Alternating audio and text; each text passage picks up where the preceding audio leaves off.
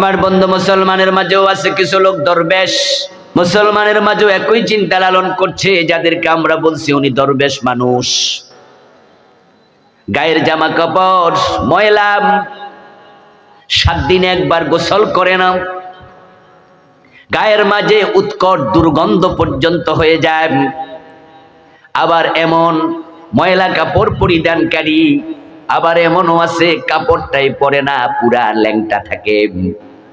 ওই লোক মারা গেল, ল্যাংটা পীরের মাজার বানায়া দেয়। আসেনি বাংলাদেশে? ল্যাংটা পীরের দরগা, ল্যাংটা পীরের তাকিয়া, ল্যাংটা পীরের মাজার, এমনকি আপনারা শোনেন নাই? এর মানে পীর উনি, দেখছেন নি শব্দটা কি? ল্যাংটা পীর। আমার রাসূল আদর্শ হয়ে তিনি আমাদের শিখাইছেন, যদি দুনিয়ার কোনো মানুষকে সেজদা করার জন্য আমি আল্লাহ অনুমতি, আমি রাসূল বলতাম, তাহলে আমি নারীদেরকে বলতাম স্বামীদেরকে সেজদা করো। কিন্তু আমি নবী মুহাম্মদ মানুষ হয়ে মানুষের সেজদা গ্রহণ করার অনুমতি কাউকে দেই নাই। রাসূলুল্লাহ জবাব দেন, না না, ইবাদতের মালিক শুধু আল্লাহ। অথচ আমাদের বাংলাদেশে এই মসজিদে গিয়ে আল্লাহরে সেজদা দেয়, আবার দরবারে যাইয়া পীরের পায়ে সেজদা দেয়, এমন নামাজি 2-4 জন আছে না নাই? যেই লোকটা পীরের পায়ে সেজদা দিল, বলুন তো তার ঈমান আছে না শেষ? যে মাজারে সেজদা দিল সে মুমিন না মুশরিক? অথচ এই লোকটাই কিন্তু জুমার নামাজ পড়ছে, এই লোকটাই তার মা বাবার সেবা করছে, এই লোকটাই আবার ফকির গেলে তাকে ভিক্ষা দিচ্ছে, মনে মনে ভাবছে তার নামাজ তার রোজা তাকে জান্নাতে নিয়ে যাবে। কিন্তু যেই লোকটা ঈমান হারাইয়া ফেলছে, যার ঈমান নাই, তার নেকামল আর একটাও কবুল হয় না। আল্লাহর কত বান্দা শিরিক করেছে, কুফর করেছে, নেফাকে ইতিকাদি অন্তরে লালন করছে, আবার লোকটা নামাজও পড়ে, কি লাভ হবে? কি লাভ হবে? 5 ওয়াক্ত নামাজি হাজী সাহেব আল্লাহর আইনের কথা শুনলে চেহারা কালো হয়ে যায়, আল্লাহর আইনের পক্ষে যারা কথা বলে তাদেরকে উল্টা রাজাকার বলে গালি দিয়ে দেয়। এমন আছে না নাই? আল্লাহর আইনের বিরুদ্ধাচরণ যে করে, সাথে সাথে তার ঈমান শেষ। তুমি যাকে চাও ক্ষমতা দাও, যাকে চাও আবার ক্ষমতা কেড়ে নিয়ে কাঙ্গাল বানায়া দাও। তুমি চাইলে ডক্টর ইউনূসের মতো মামলার আসামিকে প্রধান চেয়ারে বসায়া দাও, আর 2041 যারা ঘোষণা করছে ওদেরকে দিল্লি দাদার বাড়িতে পাঠায়া দাও। আমার প্রিয় ভাইয়েরা, জনগণ ক্ষমতার মালিক, এই শিরকি আকীদা থেকে ফিরে আসা দরকার আছে না নাই? এজন্য আমরা সংবিধান পরিবর্তনের কথা বলছি। আলহামদুলিল্লাহ, আমরা বছরের পর বছর, যুগের পর যুগ এই সংবিধান পরিবর্তনের কথা বলে আসছি, এটা ভালো করে গ্রহণীয় হয় নাই। কিন্তু আলহামদুলিল্লাহ, অগাস্ট বিপ্লবের পরে এখন নতুন সরকারও সংবিধানের ব্যাপারে ভাবতেছে, কেউ বলতেছে সংস্কার, কেউ বলতেছে নতুন করে লিখো। আমরা দাবি তুলতে চাই, এই সংবিধান সরাইয়া কোরআনকে সংবিধান বানায়া দাও। এই সংবিধান শিরিক মিশ্রিত সংবিধান, এই সংবিধান কুফরি মিশ্রিত সংবিধান। আল্লাহ বলছে, ও নবী আপনি বলুন, কুল আপনি বলুন, আল্লাহুম্মা ওয়া আল্লাহ মালিকাল মুলকি, এর পায়ে সিজদা দিলে ঈমান চলে যাবে। কেমনে বুঝবে? ভণ্ড পীরের খপ্পরে তো পড়েছে। আমরা তো বলে আসছি ইবাদতের মালিক আল্লাহ, সেজদার মালিক আল্লাহ, কিন্তু তাদের ফির কইছে এটা সেজদায়ে তাজিমি, অসুবিধা নাই, দিতে থাকো। ওরা আমাদের কথাকে বলে শরীয়তের মৌলবি বোঝে না, শরীয়তে মানুষের সেজদা দেয়া যায় না, মারেফতে নাকি দেয়া যায়। আমি বলি যেই মারেফত মানুষের সেজদা দিতে শিখায়, এটা মারেফত না, এটা হলো মরার পথ। শ্রেষ্ঠতম কথা হলো যা সংক্ষিপ্ত হবে এবং দলিল ভিত্তিক হবে এবং যা মানুষের বিরক্তির উদ্রেক করবে না। তো আমরা ইনশাআল্লাহ কোরআন এবং সুন্নাহ থেকেই দলিল ভিত্তিক কিছু কথা বলার চেষ্টা করব। বলেন ইনশাআল্লাহ। প্রিয় দিনী ভাইরা, আমি আপনাদের সম্মুখে পবিত্র কোরআন মাজিদ থেকে সূরাতুল কাহফের 103 এবং 104 দুটি আয়াতে কারিমা তিলাওয়াত করেছি। প্রিয় নবীজি সাল্লাল্লাহু আলাইহি ওয়াসাল্লামের পবিত্র মুখ অনুসৃত একখানা ছোট্ট হাদিসে নববী পাঠ করেছি। আল্লাহ তাআলা তৌফিক দান করলে এখান থেকে কিছু কথা বলবো ইনশাআল্লাহ। আমরা জানি যে পৃথিবীর মানুষের সংখ্যা প্রায় 800 কোটি। 800 কোটি মানুষের মাঝে নাস্তিকের সংখ্যা খুব বেশি নয়। আল্লাহ নাই এমন চিন্তা লালন করে এমন মানুষের সংখ্যা খুবই কম। হিন্দু যারা, তারা কি আল্লাহকে অস্বীকার করে? ওরা ভগবান বলে, আল্লাহকে ডাকে ঈশ্বর বলে। হিন্দুদের মাঝেও স্বর্গ নরকের চিন্তা আছে। এই জন্য আপনারা দেখবেন আপনাদের ব্রাহ্মণপাড়া বাজারে গেলে অনেক হিন্দু দোকানদার বাবার ছবিটা নিয়ে ছবির মাঝে লিখে রাখে স্বর্গীয় দুলাল চন্দ্র ভৌমিক, স্বর্গীয় শরৎচন্দ্র দাস, এরকম লেখা কি আপনারা দেখেছেন? তাহলে বোঝা যায় তারাও স্বর্গে যাওয়ার আশা রাখে। তো যে আল্লাহকে বিশ্বাস করে না তারা আবার কিসের স্বর্গ কিসের নরক? যারা ইহুদি তারাও কিন্তু আল্লাহর জান্নাতকে বিশ্বাস করে, তারাও কিন্তু ইবাদত করে আল্লাহর। তাদের ইবাদত গাহকে বলা হয় সেনেগাক। তারা সপ্তাহে একদিন শনিবার তারা ইবাদত করার জন্য তাদের উপাসনালয়ে যায়, তারা আল্লাহকে মানে। যারা খ্রিস্টান তাদের উপাসনালয়ের নাম হলো গির্জা, চার্চ। তারাও সপ্তাহে রবিবারে তাদের গির্জায় যায়। যারা বৌদ্ধ তাদের উপাসনালয়ের নাম হলো প্যাগোডা। তাদের কিতাবের নাম কি? ত্রিপিটক। তারাও আল্লাহকে বিশ্বাস করে। এজন্য বৌদ্ধদের মাঝে কিছু লোক আছে ভিক্ষু, যারা তাদের খোদাকে খুশি করার জন্য নিরামিষ ভোজী হয়। তারা গোস্ত খায় না, মাছ খায় না, শুধু সবজি খেয়ে জীবন ধারণ করে। এবং তারা গৌরবর্ণের পোশাক পরে, মাথার চুলগুলো কামিয়ে ফেলে। শুধুমাত্র তারা কমলা রঙের, গাঢ় কমলা রঙের পোশাক পরে, দুটি পোশাক এক টুকরো পরিধান করে আর এক টুকরো গায়ে দেয়। এবং বৌদ্ধ ভিক্ষু যারা, তারা বিয়েটা পর্যন্ত করে না। তাদের ধারণা হচ্ছে নারী অচ্ছুত, নারীদেরকে গায়ে হাত দিলে স্রষ্টা নারাজ হয়। নাউজুবিল্লাহ বলেন। হিন্দুদের মাঝেও কিছু সন্ন্যাসী আছে যারা গৃহত্যাগী, ওদেরকে আমরা বলি ঋষি। আপনারা এই শব্দটি শুনে থাকবেন। হিন্দু সন্ন্যাসীদের মাঝে এমন সন্ন্যাসী পর্যন্ত আছে যারা আল্লাহর এই দুনিয়ার কাপড় চোপড় পর্যন্ত গায়ে দেয় না, একেবারে 100% কাপড়বিহীন চলে। ওরা বলে দুনিয়া দরকার নাই, আমরা স্বর্গে যেতে চাই। এই জন্য তাদের ঘর নাই, বাড়ি নাই, বিবাহ শাদী করে না, এবং তারাও হয় নিরামিষ ভোজী, মাছ মাংস খায় না, এবং তারা কাপড়টা পর্যন্ত পরিধান করে না। আল্লাহকে পাওয়ার জন্য তারাও পাগল। খ্রিস্টানদের মাঝে আছে ফাদার্স। খ্রিস্টানদের চার্চে পাওয়া যায় নান। নান হচ্ছে মহিলা যারা বিবাহ করবে না, শুধু সাদা পোশাক পরবে, গলার মাঝে তারা ক্রুশ চিহ্ন ধারণ করে চলে, পুরাটি জীবন তারা গির্জায় কাটিয়ে দেয়। ফাদার আছে, বিয়ে করে না, পুরা জীবন গির্জায় কাটিয়ে দেয়, আল্লাহকে খুশি করার জন্য ঘর সংসার ত্যাগ করেছে। আমার বন্ধু মুসলমানের মাঝেও আছে কিছু লোক দরবেশ, নাম শুনছেন? মুসলমানের মাঝেও একই চিন্তা লালন করছে, যাদেরকে আমরা বলছি উনি দরবেশ মানুষ। গায়ের জামা কাপড় ময়লা, 7 দিনে একবার গোসল করে না, গায়ের মাঝে উৎকট দুর্গন্ধ পর্যন্ত হয়ে যায়। আবার এমন ময়লা কাপড় পরিধানকারী, আবার এমনও আছে কাপড়টাই পরে না, পুরা ল্যাংটা থাকে। ওই লোক মারা গেল, ল্যাংটা পীরের মাজার বানায়া দেয়। আসেনি বাংলাদেশে? ল্যাংটা পীরের দরগা, ল্যাংটা পীরের তাকিয়া, ল্যাংটা পীরের মাজার, এমনকি আপনারা শোনেন নাই? এর মানে পীর উনি, দেখছেন নি শব্দটা কি? ল্যাংটা পীর।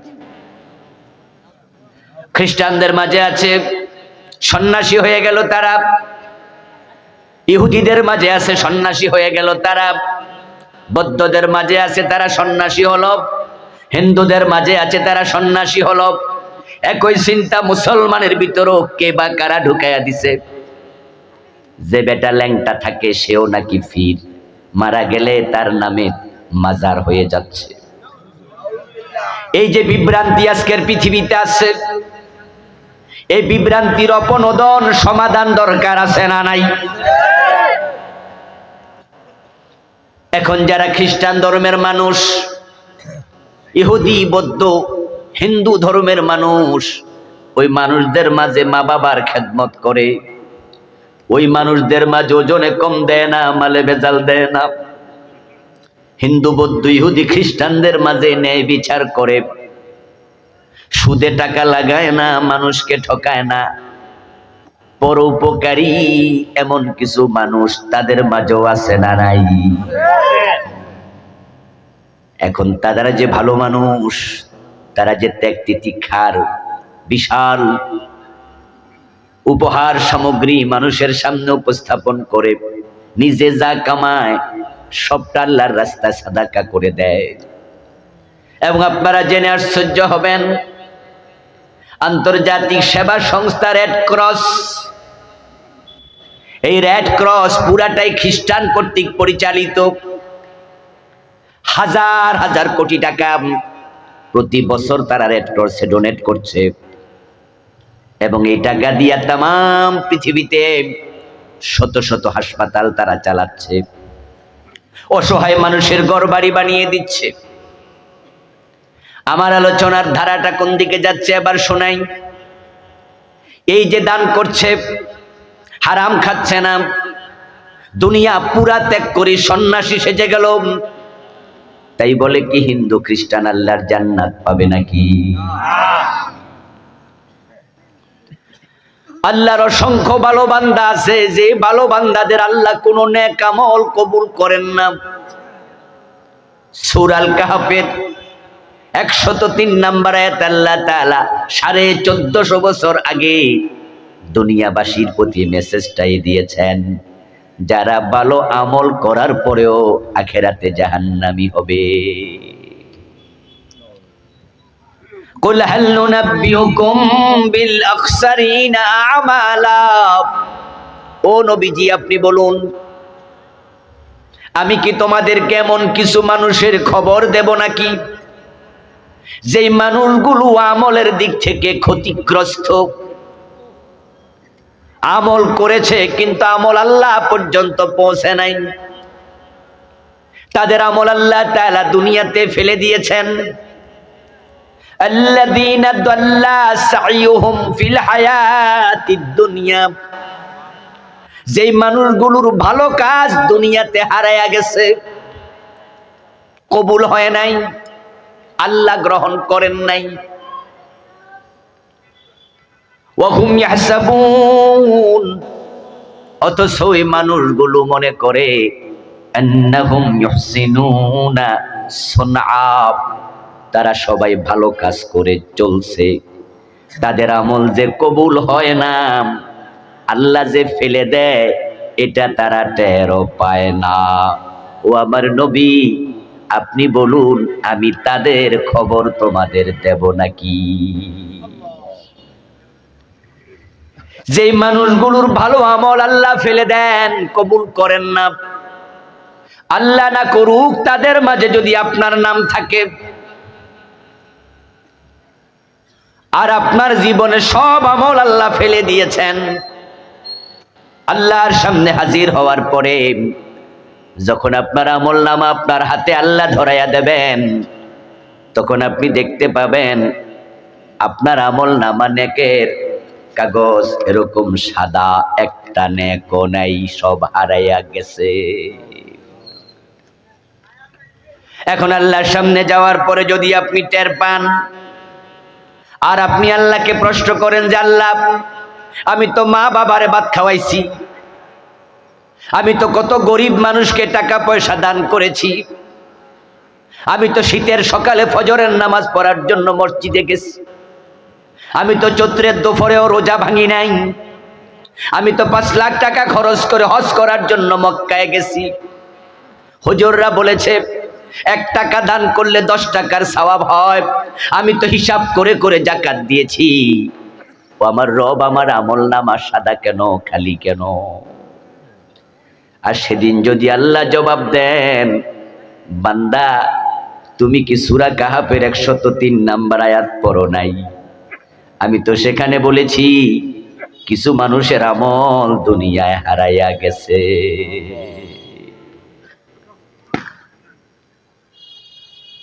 তুমি তো তাদের একজন, তোমার আমল তো দুনিয়াতে শেষ। আপনি সেদিন আর্গুমেন্ট করতে পারবেন, কথা বলতে পারবেন, কথা বলার সুযোগ আল্লাহ দেবেন।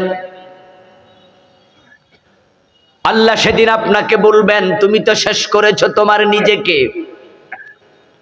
আপনি বলবেন আল্লাহ আমার অপরাধ কি আমি দেখতে চাই।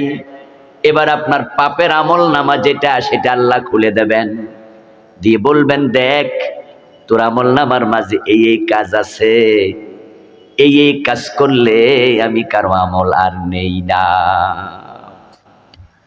আপনি বুঝে ফেলবেন তখন। কিন্তু সেদিন বুঝে লাভ হবে কি? নতুন করে আমলের কোনো সুযোগ কি আর আছে? তবে হ্যাঁ, মানুষ সেদিন আল্লাহকে বলবে। কোরআনে আল্লাহ বলছেন তারা সেদিন বলবে ওয়ালাউ আন্না লানা কাররাতান ফানাকুনা মিনাল মুমিনিন। ও আমার রব, একটা বারের জন্য সুযোগ দাও, আমি ভালো মোমেন বান্দা হব। আমি তোমার জন্য তো সন্ন্যাসী সেজেছিলাম, তোমার জন্য তো আমি খাবার দাবার পর্যন্ত ভালো করে খাই নাই। মুসলমানরা রোজা রাখে, আমিও তো রোজার মতোই ছিলাম, নিরামিষ ভুজি ছিলাম। ও আল্লাহ, আমি তোমাকে খুশি করার জন্য কত কিছু করলাম, বিয়ে শাদী পর্যন্ত করলাম না। আল্লাহ তখন বলবেন পাগলা বান্দা, আমি রাসূলকে আদর্শ বানাইছি, তাকে আদর্শ না মেনে মন মতো আমল করেছ, মন মতো চললে আমল কবুল হয় না। আমার রাসূল আদর্শ হয়ে তিনি আমাদের শিখাইছেন লাউ কুনতু আমারা আহাদিকুম আন ইয়াসজুদা লিআহাদিন লা আমারতুন নিসা আন ইয়াসজুদনা লিআজওয়াজিহিন। যদি দুনিয়ার কোনো মানুষকে সেজদা করার জন্য আমি আল্লাহ অনুমতি, আমি রাসূল বলতাম, তাহলে আমি নারীদেরকে বলতাম স্বামীদেরকে সেজদা করো। কিন্তু আমি নবী মুহাম্মদ মানুষ হয়ে মানুষের সেজদা গ্রহণ করার অনুমতি কাউকে দেই নাই। রাসূলুল্লাহকে সেজদা করার জন্য সাহাবারা অনুমতি চেয়েছিলেন। একদিন প্রিয় নবীজি একটা ওটের সামনে দাঁড়িয়েছিলেন। ওটটা রাসূলুল্লাহ সাল্লাল্লাহু আলাইহি ওয়াসাল্লামের পায়ের সাথে ওই ওটের মুখ লাগায়া গুনগুন শব্দ করছিল। প্রিয় নবীজি সাল্লাল্লাহু আলাইহি ওয়াসাল্লামের পায়ের সাথে যখন ওট তার ঠোঁট লাগায়া দিল, তখন সাহাবারা বলছে ইয়া রাসূলুল্লাহ, ওট যদি আপনার কাছে এমন বিনয়ী হতে পারে তাহলে আমরা আপনার কাছে কেন মাথা নত করব না, আমাদেরকে আপনি অনুমতি দিন। রাসূলুল্লাহ জবাব দেন না না, ইবাদতের মালিক শুধু আল্লাহ। অথচ আমাদের বাংলাদেশে এই মসজিদে গিয়ে আল্লাহরে সেজদা দেয়, আবার দরবারে যাইয়া পীরের পায়ে সেজদা দেয়, এমন নামাজি 2-4 জন আছে না নাই? যেই লোকটা পীরের পায়ে সেজদা দিল, বলুন তো তার ঈমান আছে না শেষ? যে মাজারে সেজদা দিল সে মুমিন না মুশরিক? অথচ এই লোকটাই কিন্তু জুমার নামাজ পড়ছে, এই লোকটাই তার মা বাবার সেবা করছে, এই লোকটাই আবার ফকির গেলে তাকে ভিক্ষা দিচ্ছে, মনে মনে ভাবছে তার নামাজ, তার রোজা তাকে জান্নাতে নিয়ে যাবে। কিন্তু যেই লোকটা ঈমান হারাইয়া ফেলছে, যার ঈমান নাই, তার নেক আমল আর একটাও কবুল হয় না। যখন কোনো মানুষের ঈমান চলে যায়, তখন তার বাকি জীবনটা সব বরবাদ। ঈমান হলো একের মতো, নেক আমল হলো তার ডান পাশে শূন্যের মতো। একের ডানে যদি একটা শূন্য দেন কত হবে? সবাই বলুন। দুটা দিলে, তিনটা দিলে, এবার এক মুছে দেন, শূন্য, শেষ, মূল্যহীন। আল্লাহর কত বান্দা শিরিক করেছে, কুফর করেছে, নেফাকে ইতিকাদি অন্তরে লালন করছে। আবার লোকটা নামাজও পড়ে, কি লাভ হবে? কি লাভ হবে? 5 ওয়াক্ত নামাজি হাজী সাহেব আল্লাহর আইনের কথা শুনলে চেহারা কালো হয়ে যায়। আল্লাহর আইনের পক্ষে যারা কথা বলে তাদেরকে উল্টা রাজাকার বলে গালি দিয়ে দেয়। এমন আছে না নাই? আল্লাহর আইনের বিরুদ্ধাচরণ যে করে, সাথে সাথে তার ঈমান শেষ। যেই লোকটা ঈমান হারা হয়ে যায়, বেঈমান হয়ে যায়, ওই লোক নামাজ রোজা করে আর কি লাভ? সব আমল হারিয়ে গেল। এবার লোকটা আল্লাহ তাআলাকে বলবে, হ্যাঁ প্রভু, বুঝেছি, আমি শিরিক করেছি, আমি কুফর করেছি। এখন তুমি আমার দুনিয়া একটা বারের জন্য পাঠাও, ফানাকুনা মিনাল মুমিনিন, আমি ঈমানদার হয়ে ফিরে আসব। আল্লাহর কাছে বলবে, আমারে আরেকবার পাঠাও দুনিয়া। আপনার একটু আওয়াজ দিয়া বলুন তো, দুনিয়ায় পাঠানো হবে? কোন সুযোগ আর আছে? সব শেষ, ভুল করেছ। কোন কারণে, কোন কুফর, কোন শিরিক, কোন নেফাক আমাদের ঈমান ধ্বংস করে দিচ্ছে? কোন কারণে আমাদের আমলগুলো বাতিল হয়ে যাচ্ছে? আজকে আলোচনা শুনে যদি আমরা বুঝি যে এই ভুলে আমিও আছি, এখনো তওবার সুযোগ আছে কিনা, এই জন্য এখন বুঝলেন, পরে বুঝলিয়া লাভ নাই। আল্লাহর অসংখ্য বান্দা শিরিক দেখে কিয়ামতের দিন আল্লাহ তাআলাকে বলবে, আমলনামা শিরিক আল্লাহ দেখায় দেবে, এই শিরিক তুমি করেছো, এই কুফর তুমি করেছো। আমাদের দেশের নেতারা, এই তো নির্বাচন হবে কিছুদিন পরে, হয়তো 1 বছর, 6 মাস, 2 বছর পরেই নির্বাচনের আগে দেখবেন আপনাদের এই বড়দোষী এলাকাতেও, এই ব্রাহ্মণ পাড়াতেও কত নেতা মুসলমানের সন্তান মাইক হাতে নিয়ে হাজার মানুষের সামনে শিরিক করবে। মাইক হাতে নিয়ে আমাদের নেতারা বলে, জনগণ সকল ক্ষমতার উৎস। এই কথা বলার মতো নেতা আমাদের এলাকায় আছে না নাই? আল্লাহর কসম, আল্লাহর কসম, এই চিন্তা যেই লালন করবে তার ঈমান শেষ। ও বেটার সব শেষ করে ফেলেছে। আমার দেশের সংবিধানের এটা অংশ। ডক্টর কামাল যখন সংবিধান লেখে, তখন সাবরেন্টির মালিক জনগণকে বানাইছে, সার্বভৌমত্বের মালিক মানুষ, জনগণ। জনগণ ক্ষমতার মালিক, জনগণ ক্ষমতার উৎস, এটা আমার সংবিধানে লেখা। অথচ আল্লাহর কোরআনে আল্লাহ তাআলা বারবার বলেছেন ক্ষমতার মালিককে, আন্নাল কুওয়াতা লিল্লাহি জামিআ, নিশ্চয় সব ক্ষমতার উৎস হলেন আল্লাহ। তাবারাকাল্লাযী বিয়াদিহিল মুলক, বরকতময় সে আল্লাহ যার হাতে রাজত্ব। রাজত্ব কার? কুলিল্লাহুম্মা মালিকাল মুলক, আপনি বলুন, ও আল্লাহ, তুমি হচ্ছ রাজত্বের মালিক। রাজত্বের মালিক কে? বলতেছেন কে? আর সংবিধান বলছে কি? আমার নেতা বলতেছে কি? জনগণ নাকি মালিক? তুতিল মুলকা মান তাশা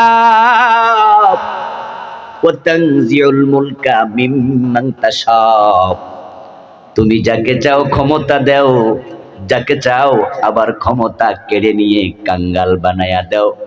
তুমি চাইলে ডক্টর ইউনূসের মতো মামলার আসামিকে প্রধান চেয়ারে বসায়া দাও, আর 2041 যারা ঘোষণা করছে ওদেরকে দিল্লি দাদার বাড়িতে পাঠায়া দাও।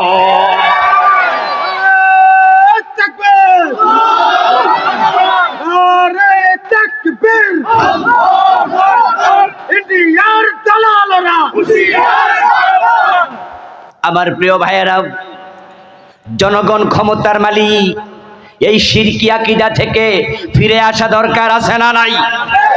এজন্য আমরা সংবিধান পরিবর্তনের কথা বলছি। আলহামদুলিল্লাহ,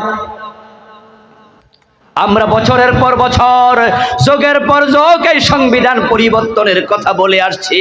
এটা ভালো করে গ্রহণীয় হয় নাই, কিন্তু আলহামদুলিল্লাহ অগাস্ট বিপ্লবের পরে এখন নতুন সরকারও সংবিধানের ব্যাপারে ভাবতেছে। কেউ বলতেছে সংস্কার, কেউ বলতেছে নতুন করে লিখো। আমরা দাবি তুলতে চাই, এই সংবিধান সরাইয়া কোরআনকে সংবিধান বানায়া দাও। এই সংবিধান শিরিক মিশ্রিত সংবিধান, এই সংবিধান কুফরি মিশ্রিত সংবিধান। আল্লাহ বলছে, ও নবী আপনি বলুন, কুল আপনি বলুন, আল্লাহুম্মা ও আল্লাহ মালিকাল মুলকি, রাজত্বের মালিক তুমি। আর মাইক হাতে নিয়ে নেতা কয় জনগণ, সাথে সাথে ঈমান শেষ। এই নেতা আল্লাহর সামনে গিয়ে সেদিন বলবে, আল্লাহ এই কথা বললে ঈমান চলে যায়, এটা আমি জানতাম না। ওয়ামা কুন্না না'মালু মিন সু। কোরআনে আল্লাহ বলছেন, সেদিন সে বলবে আমি এমন খারাপ আমল আমি করতাম না, এ কথা আমার মুখে আমি আনতাম না, আমি বুঝি নাই পীরের পায়ে সেজদা দিলে ঈমান চলে যাবে। কেমনে বুঝবে? ভণ্ড পীরের খপ্পরে তো পড়েছে। আমরা তো বলে আসছি ইবাদতের মালিক আল্লাহ, সেজদার মালিক আল্লাহ, কিন্তু তাদের পীর কইছে এটা সেজদায়ে তাজিমি, অসুবিধা নাই দিতে থাকো।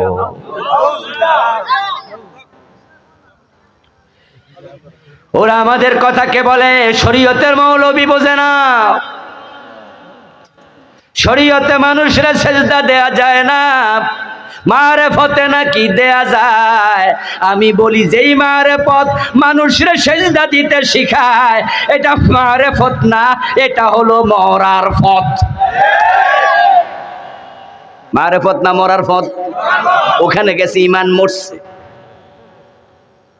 এটার নাম তারা বানাইছে সেজদায়ে তাজিমি। ও প্রিয় ভাইয়েরা আমার, তারা যুক্তি দেয় যদি ফেরেশতারা নবী আদম আলাইহিস সালামকে সেজদা দিতে পারে, ফেরেশতাদের ঈমান না যায়, তারা মুশরিক না হয়, তাহলে পীরকে সেজদা দিলে মুশরিক হবা কেন? বরং আবুল কালাম আজাদ বাশারেরা এটা বুঝে না। তারা শরীয়তের হুজুর, 30,000 জাহেরি, 70,000 বাতিনি। এমন একটা কথা আমাদের সমাজে আছে না নাই?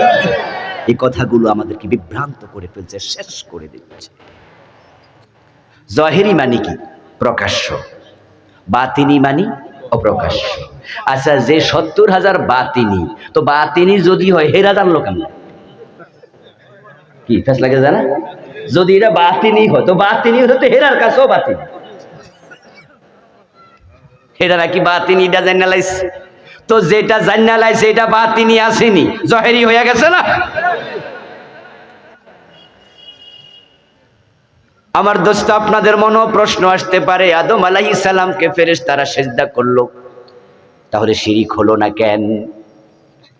তার উত্তর হলো, আদম আলাইহিস সালামকে সিজদা করার জন্য ফেরেশতাদেরকে অর্ডার করেছেন কে? তো ফির সাহেব যে সিজদা নিল, হেরে সিজদা দিতে আল্লাহ কই কইছে এটা দেখা। তো আদমেরটা হিল লগে লাগায় কেন? আদম আলাইহিস সালামকে সিজদা করার জন্য আল্লাহ অর্ডার দিছে, ফেরেশতারা সিজদা দিয়েছে, অর্ডার সেখানে শেষ। নবী আদমের সময় ভাই বোনে বিবাহ জায়েজ ছিল, ঠিক না? এখন ওই দলিল দিয়ে যদি পীর সাহেব তার বোনের বিয়ে করে, মানুষ ফিরাইব না?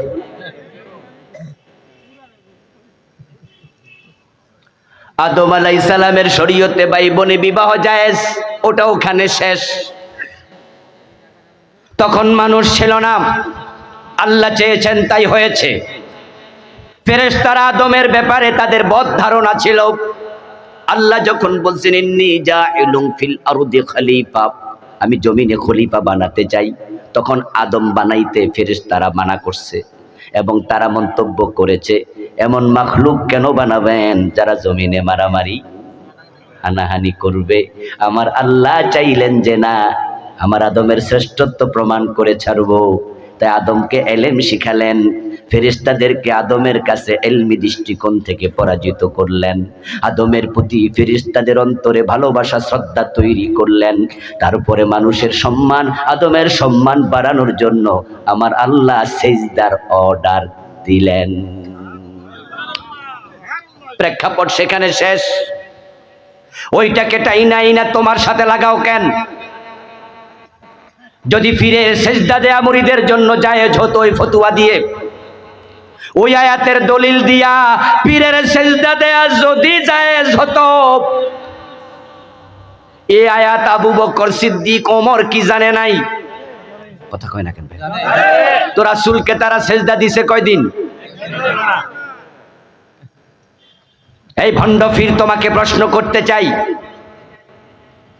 আদমকে সেজদা দিয়েছে ফেরেশতারা, এই দলিল দিয়া যদি তুমি মুরিদের সেজদা নাও, আবু বকর ওমর তো আয়াত তোমার 1400 বছর আগে পড়ছে, এই দলিল দিয়ে তারা রাসূলকে সেজদা কেন করলো না? আপনাদের কাছে আবার জিজ্ঞাসা করবো, আপনারা একটু বলুন তো, পীর হিসাবে বর্তমান ভণ্ড পীর হেতে বড় না রাসূল বড়? মুরিদ হিসাবে আবু বকর ওমর বড় না তারা বড়? তো এত বড় মুরিদ, এত বড় পীর, এই দলিল দিয়া তারা তো পীরের সেজদা করে নাই। রাসূলুল্লাহর মতো বড় পীর নাই, আবু বকর ওমরের মতো বড় মুরিদও নাই। এখন হাসরের ময়দানে তারা বলবে আল্লাহ, ওই ভণ্ড পীরের ভুল ব্যাখ্যার কারণে আমি ঈমান হারাইছি। যদি আমি জানতাম পীরকে সেজদা দিলে ঈমান যায়, আমার সব আমল বরবাদ, তাহলে সেজদা দিতাম না। জনগণ সকল ক্ষমতার উৎস, এই স্লোগান দিলে ঈমান চলে যায়, এই স্লোগান আমি দিতাম না। আমি জানতাম না, আমার ছেড়ে দাও। আল্লাহ বলবে না না, সুযোগ নাই, কারণ জানা নফল না ফরজ। তো জানলি না কেন? কোরআনে যত অর্ডার আল্লাহ তাআলা দিলেন, 1 নাম্বার অর্ডার কি ছিল? প্রথম আয়াত কি ছিল? ইকরা। ইকরা মানে কি? ইকরা মানে কি? তাহলে পড়ার সাথে জানার সম্পর্ক আছে না নাই? তুই এই কোরআন কেন পড়লি না? হাদিস কেন পড়লি না? তুই কেন জানলি না? তলাবুল ইলমি ফরিদা আলা কুল্লি মুসলিম, জানা তো ম্যান্ডেটরি ছিল, আবশ্যক ছিল। ফেরেশতাদেরকে আল্লাহ বলবেন খুযুহু ফাগুল্লুহু সুম্মাল জাহিমা সাল্লু। ও ফেরেশতারা, তারে ধর, হাতের মাঝে হাত কড়া পড়ায়া, পায়ের মাঝে ডান্ডা বেড়ি পড়ায়া, মাজার মাঝে গলার মাঝে জাহান্নামের 70 গজ লম্বা শিকল লাগায়া তাকে জাহান্নামে ফেলে দে। সেদিন বুঝে লাভ নাই, কিন্তু আজকে বুঝলে অনেক লাভ। 100 জন খুন করার পরে তাওবা করে জান্নাত পাইছে, এমন হাদিস আছে না নাই? তা আপনি যদি বুঝেন যে আপনার ভুল আছে, তাওবার সুযোগ এখনো আছে। যেই কারণে মানুষের আমল কবুল হবে না, সে কারণ হলো দুটি। ওই দুইটি কারণ, একটা হলো হারাম খাইলে, আর একটা হলো বেদাতের সাথে জড়িত হলে। যেই কারণে ঈমান চলে যায়, সে কারণ হলো 3টি। একটা হলো কুফর, দ্বিতীয়টা শিরিক, 3 নাম্বার নেফাক। এই 5 কারণে মানুষ ব্যর্থ হবে, জাহান্নামী হবে। এবার বলুন তো, হারাম খায় এমন লোক আজকের মাহফিলেও আছে না নাই? হারাম খাইলে আমল কবুল হওয়া বন্ধ।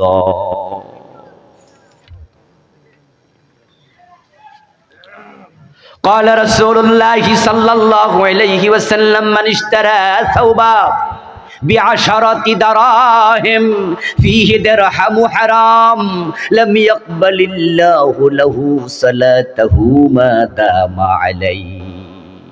প্রিয় নবীজি বলছেন 10 দিরহাম দিয়ে কাপড় কিনেছো, 9 দিরহাম হালাল, 1 দিরহাম ছিল হারাম, ওজনে কম দেয়া টাকা, মালে ভেজাল মিশানো টাকা, পরের জমি দখল করে বিক্রি করা টাকা, সুদে লাগানো টাকা, ফাইল আটকায়া সিগনেচার করেছো, ঘোষ নিয়ে পকেটে ঢুকাইয়া সেই টাকা তোমার কাপড়ে ঢুকে গেছে 1 টাকা। নবী মুহাম্মদ বলেন সে কাপড় পরে 1,00,000 রাকাত নামাজ পড়েছো, 1 রাকাত আর কবুল হবে না।